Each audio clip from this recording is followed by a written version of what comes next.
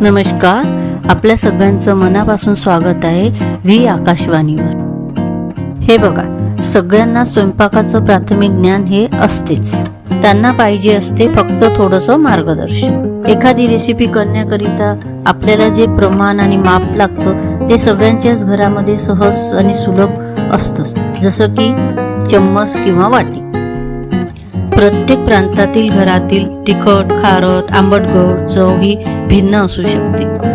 अशा वेळी आपल्याला जी चव जशी आवडते त्याप्रमाणेच त्या घटकांचा उपयोग करावा लागतो। गाजर, काकडी, दुधी भोपळा, लाल भोपळा यांच्या किसात ओलसरपणा कमी आहे की जास्त आहे त्यावर पिठाचं आणि पाण्याचं प्रमाण अवलंबून असतं। अशा वेळी पीठ आणि पाणी हे आवश्यकतेनुसार वापरावे लागते।